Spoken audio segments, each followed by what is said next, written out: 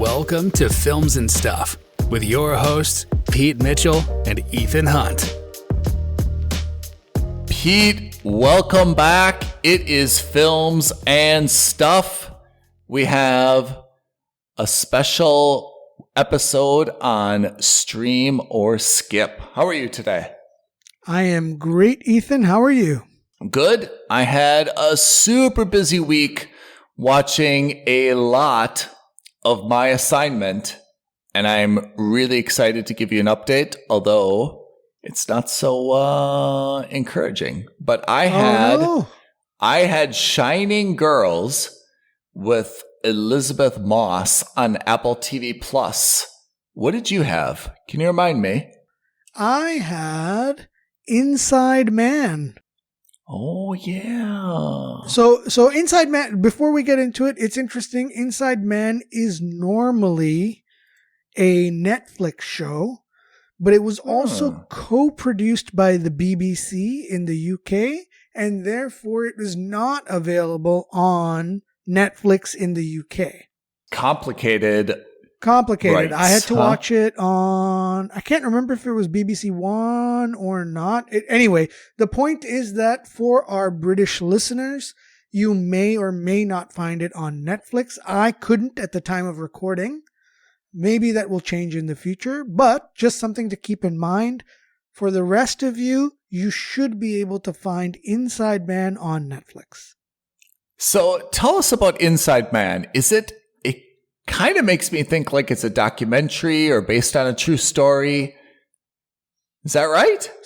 It is not. In fact, It is something different. So Inside Man is a 4-episode miniseries. Each episode is just under an hour long, so you could theoretically binge it all in one go if you have the time. Okay.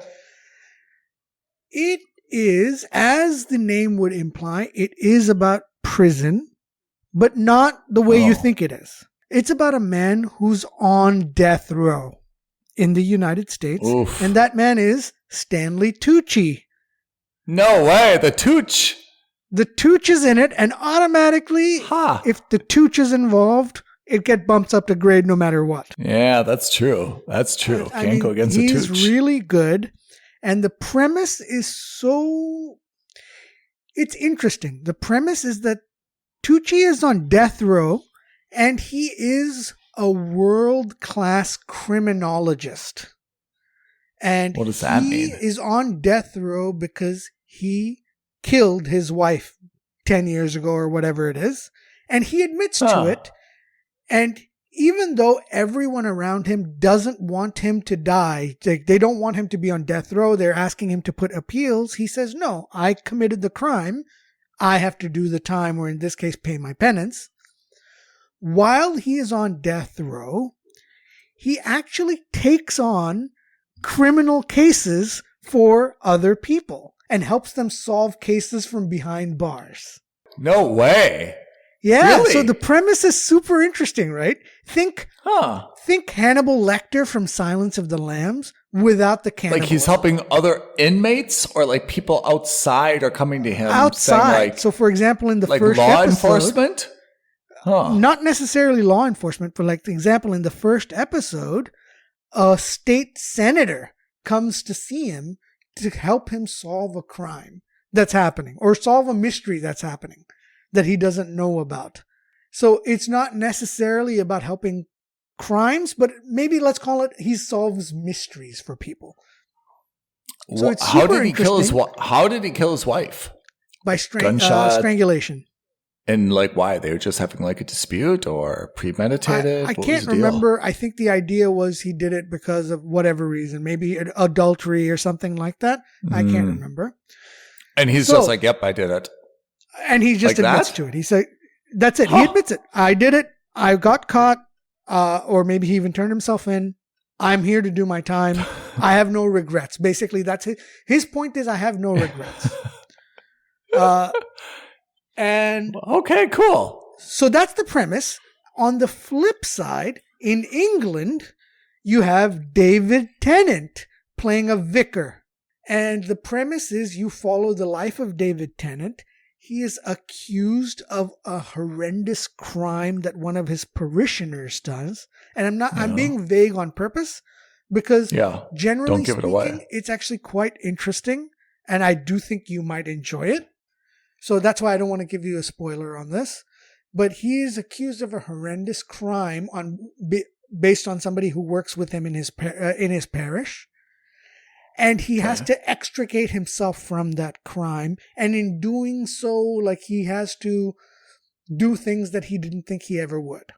Sounds mysterious. Okay. And then over the 4 episodes, we kind of learn how those 2 stories interconnect to each other. How David Tennant gets hooked up with Stanley Tucci and vice versa. Whoa, that's interesting. Yeah.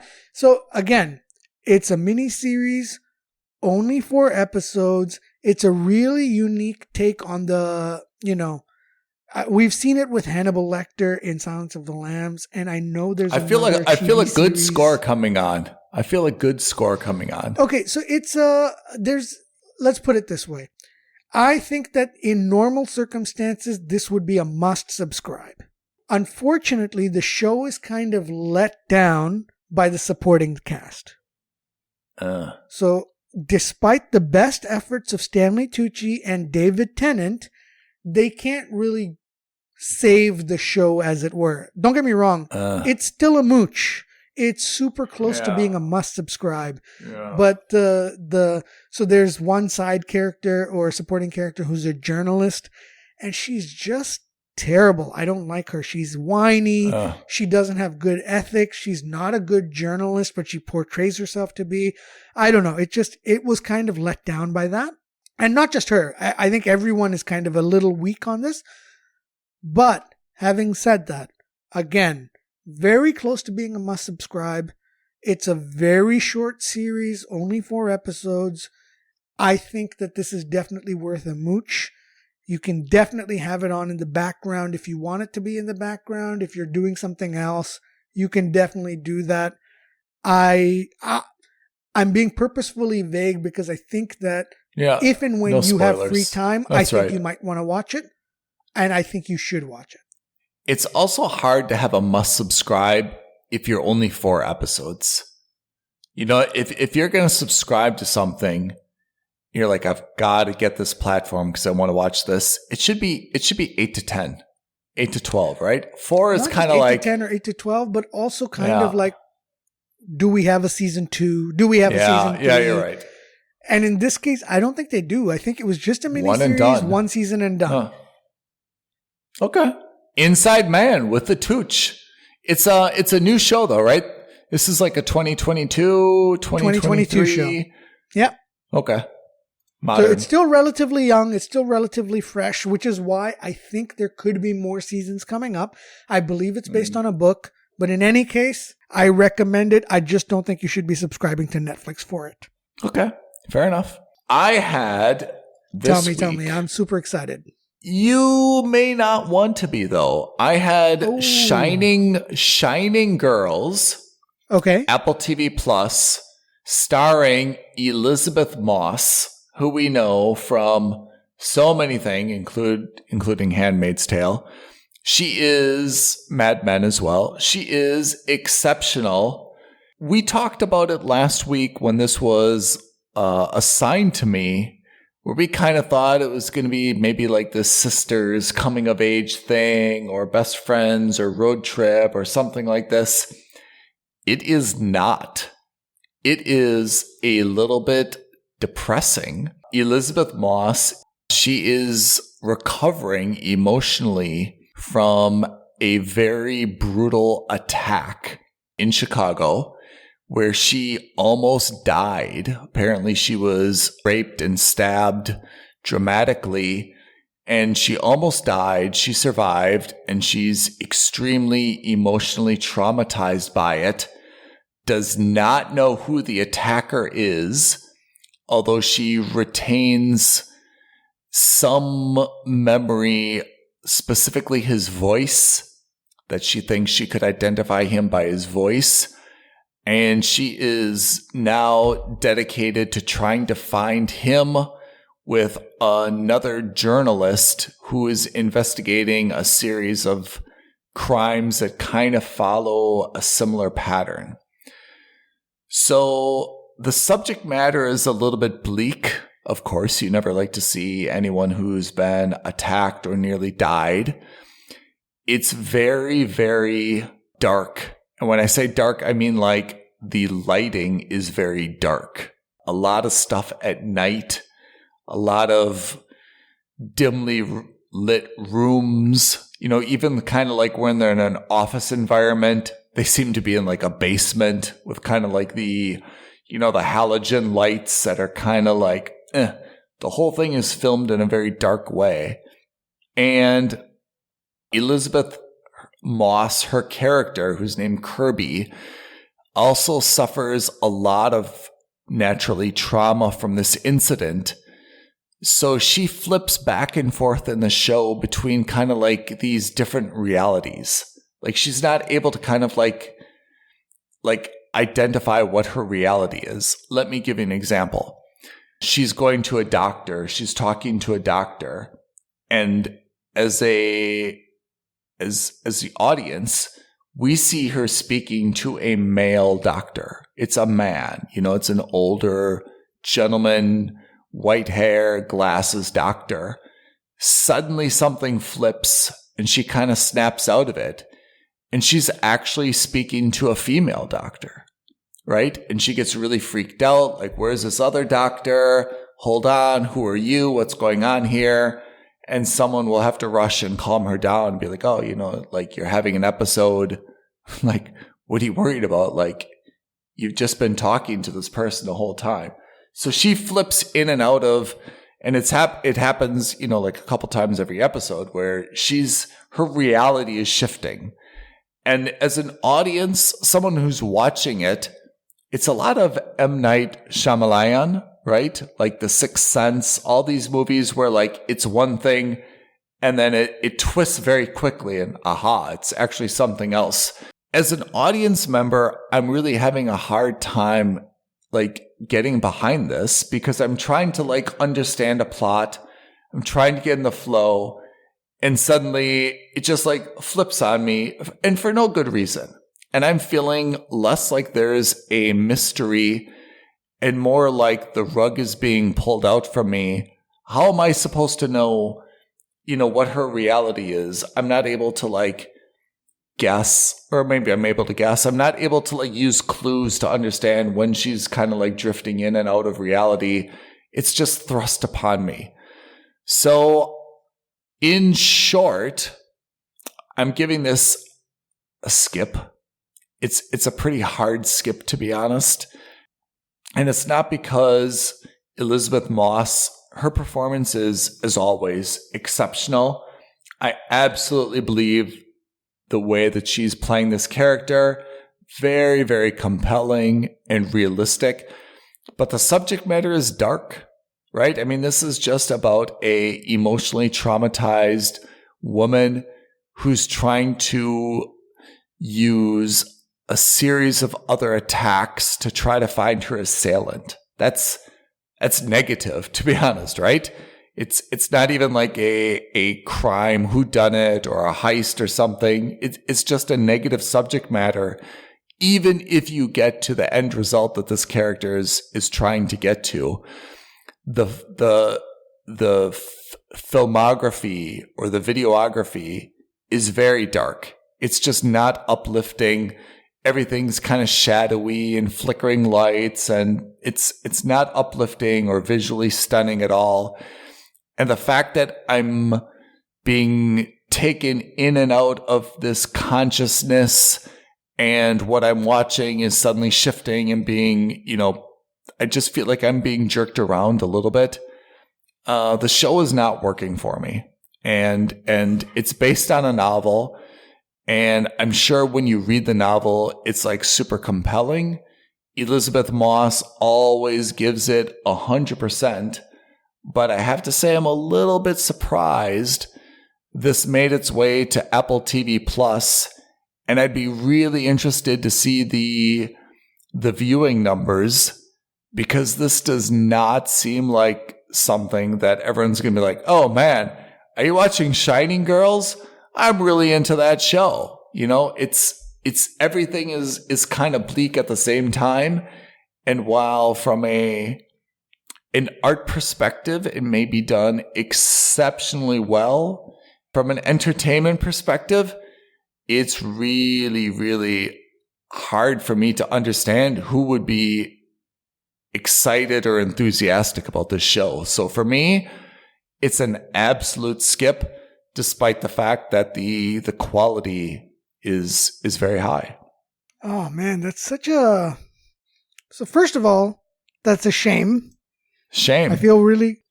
Actually, so there's a couple things, right? First of all, I feel kind of bad because that's now the third week in a row that you've had You're screwing me. You are really screwing me, man. Come on, Pete. It's the throw random me a number bone. generator. Is it? Is it? Maybe. It is. It is. I'm so sorry, first of all. And second of all, it's just, it sounds kind of miserable, right? I feel like this isn't out of Elizabeth Moss's wheelhouse. She just did a really, not sad, but like dour and dark show in The Handmaid's Tale. I feel like it would be a palate cleanser, not just for her, but also for us as viewers, for her to do something, again, totally different, right? We saw her in West Wing, and then she did something totally different. She went to The Invisible Man, or, you know, that movie. Saw that. And that was also like dark, but then she went to Mad Men, where it's not that it was a dark role or a comedic role, but it was fundamentally a different role, and it wasn't as like twisted as anything before. And then Handmaid's Tale, which is like she took it up to a notch, but this is kind of like a lateral move almost, if that makes any sense. I agree. I mean, I don't know how she took this role, but I can see why she would be potentially attracted to this complex character.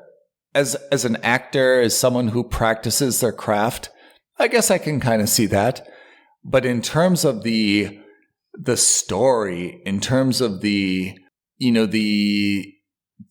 overall entertainment value of the show, it is just really, really bleak. I mean, assaults are really tough to stomach to begin with. Yeah. You know, mental illness is tough to stomach. And there's zero comedy here. And it's just about trying to find an attacker. And by the way, the attacker is attacking other women. She's just trying to kind of find the pattern and track the guy down. Unless you're really into stuff like this. And by stuff like this, I mean it's, you know, you described Inside Man with Tucci, which just from what I heard, it seems like it's kind of like very evidence-based, and there's all these like clues, and you're trying to put together like all these different pieces of evidence, and it seems like more of a mystery. This one is less of a mystery and just kind of like following on leads or references or insinuations and tracking stuff down. It's less putting together the puzzle and more just kind of like going with the flow. But it really brought me down. I wasn't enjoying it at all. And like I said, performance is great. All the actors actually are amazing. But I'm not sure who is subscribing to Apple TV Plus and saying, man, I watched those 3 episodes already. I can't wait for episode 4. Or you know what? I know it's really late at night. Can't stop. Gotta watch the next episode. For me, it's just not getting there. And I'm really would love to see the viewing numbers, because I imagine this is closer to a flop or underperforming than Apple or Elizabeth Moss deserve, actually. Okay. What to say? We did it. Someone else does not have to. Let's look forward to week 4, shall we?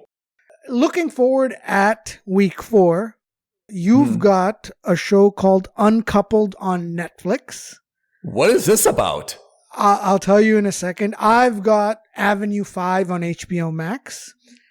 Avenue 5 is sci-fi, I'm very right? happy to tell you one thing. First of all, Uncoupled is a 180 from what Shining Girls sounds like. It's supposed to be a sitcom style or comedy on Netflix starring Neil Patrick Harris. Oh, yeah. Doogie. So, starring Doogie himself. So that's a good thing. Or Barney. But on the other hand, actually, no, I'm gonna say, I don't want to bias you one way or another. I don't know anything about this show. And hold on. I know Uncoupled. Can I tell you what I think this is about? I remember once you told me it's Neil Patrick Harris. He's in a relationship or like a long-term relationship. He gets out of the relationship and now he's got to like navigate being single. It's something like that, yes, right? That's the premise that I know of as well. Yes. That looked funny. Okay. I'm excited about that. So I will hold off my reservations until we speak again next week about this. Okay. And not reservations, but my comments rather. Yeah. So that's that. And I have Avenue 5. Now I know of this show, but I never saw it. Sci-fi? It's a sci-fi? It's a sci-fi comedy. It is sci-fi because it takes place in space, but it's a sitcom. Not a sitcom, but it's a comedy. And it's like a spoof on Richard Branson and Elon Musk and on Jeff Bezos. It's basically a company, from what I understand, and I think I'm getting this right, a company has created a space cruise line. And the idea is they launch from Earth and they go on a cruise around the stars. It's a sitcom in chaos the sense that ensues. Something goes wrong and chaos ensues. Exactly. And it stars Hugh Laurie, who most people will know as Dr. House. Or as, the counterpart to Stephen Fry in a little bit of Fry and Laurie. Pete, in your experience, can you name a very good sci-fi comedy? Is there such a thing? Yeah, is there a success? Red Dwarf, this old school British sitcom from the I think late 80s, early 90s. Red Dwarf, classic. Okay. Really funny because it's not a traditional sitcom. It's sci-fi, but it leans towards the adult side. Adult British humor. Not adult as in like dirty, but adult as in like they use language. So that's good. You've got that, and then you've got... It's unusual though, right? It is unusual. You've got the parody of Star Wars, which is Spaceballs, which I thought was one of the best parodies. Quite possibly one of the best parodies of that era. Yeah. Airplane 2, I guess, counts, but not really. Oh boy. It's not a very... It's not a it's common... not a Lower common Decks, genre. Lower Decks. Comedy yeah. in the same universe as Star Trek. One of the best Star Trek properties available on TV right now. You told me this is amazing. You've mentioned it more than once. It's animated, so that puts a lot of people off, but it too skews as in adult animation. Very well done. Genuinely very good. The Orville, which was a great comedy. Is Orville good? I never watched it. I really liked it. In fact, I would go so far as to say that the first 2 seasons of The Orville were doing a better job of being Star Trek than at the time Star Trek was doing on being on TV. Whoa. That's like really serious thing to say. Who's the dude in The Orville? Oh. Seth MacFarlane. He does the voices on Family Guy. Family Guy. The creator of Family Guy. Exactly. Oh, man. So you would think that because of that, it's all just like fart and dick jokes all the time. There's some element to that, but it's not slapstick. It's good. Genuinely speaking, it was actually quite good. And there are elements of it which actually make it a better Star Trek show than the shows that we saw on TV at the time. Avenue 5 is on HBO Max. It is not animated. It's live action. And it stars Dr. House. Hugh Laurie. And there's a couple other people. I think Josh Gad is in it. If I remember off the top of my head, I believe he's in there. And there's one other actor, and her name always slips my mind. You'll know her when you see her. She's done a lot. Susie something. I'm wrong. Maybe when you see her face, you'll instantly recognize her. She's so good. She's been in so many different shows. She's wonderful. I think she's in that as well. I remember seeing a trailer for this show when it was announced years ago. For whatever reason, it just slipped through the cracks. So that's, I'm thankful you put it on my list here. So it'll be a good opportunity for me to force myself to sit down and watch it. I mean, I think it's important that you give me a good update about this because this sounds like something that I could be interested in. Yeah. I have a pretty good vibe about Uncoupled with Doogie Howser or Barney, whatever he played most recently. Yeah, Barney in How I Met Your Mother. Yeah. Doogie Howser in that. He was also that He's bad also guy in the latest. Matrix. Yeah, I was just going to say, he's also the bad guy in The Matrix. Let's see if I can break out of my funk of three skips in a row. Oh my God, I'm really hoping he does. Yeah, these all work out look, somehow. Let's put it this way. Yeah. At least I can say that it's a fundamentally different genre for you right now. I think you had reality TV and then 2 like heavy dramas. This is not that. This is supposed to be a comedy. Now let's see if the humor lands, but at least it's supposed to be a comedy. I really enjoy Elizabeth Moss, and I really wanted to see her playing a more dynamic. Look, that lady, she's just had a lot of trauma in her on-screen life, right? Nothing ever good has happened to her. She needs to be in a show where she gets something good. So anyway, I'm putting that aside. Time to move on to Uncoupled.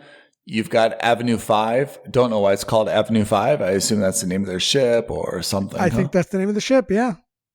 Okay. Let's report back next week and see where we are with these 2 shows. You got it. Thank you so much for your time. And thank you, listeners, for listening. And you know what to watch and what to stay away from. And hopefully you've got 2 new good recommendations for you next week.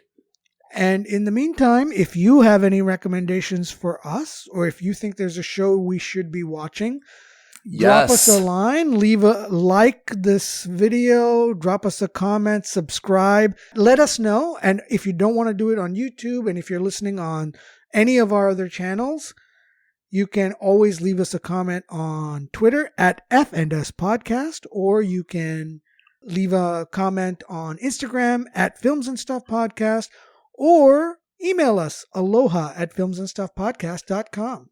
We love recommendations and suggestions for what we should be watching and reviewing, so you do not have to. That's right. And by the way, it's not just recommendations. If you think we are wrong and we need to do a stronger analysis of any of the shows that we've put up on our list so far, reach out. We'll cross-check each other's work. We've had some very, very passionate people come back to us about some of the takes we took. So yeah, we love hot takes as well. That's absolutely true. And that has allowed us to, either double down or go and say, hey, you know what? Hands up. We were right. You were right. We were wrong. Tales from Beyond is a good example. We had a lot of really passionate people about Tales from Beyond. Remember that? Oh yeah, absolutely. Absolutely. And Pennyworth. Pennyworth or Pennyworth? Definitely on Pennyworth. And Pennyworth, I was a convert. So there you go. Oh, yeah. Yeah, that's actually a really good point. You entered that quite skeptical and exited quite enthusiastic. I came in with preconceived conceptions. I thought it was going to be terrible. I watched it and, with the comments that we were left on Instagram and with some suggestions, it actually turned out to be one of my favorite shows of the on HBO Max. Okay, so that's Streamer Skip for this week. We've got 2 new episodes to report on next week. Speak with you then, Pete. You got it, Ethan. Thanks, everyone. Thanks, everyone. Have a great day ahead. Thank you for listening to another episode of Films and Stuff. If you haven't already, please subscribe and review on Apple Podcasts, Spotify, or wherever podcasts are downloaded. Films and Stuff. There is no substitute.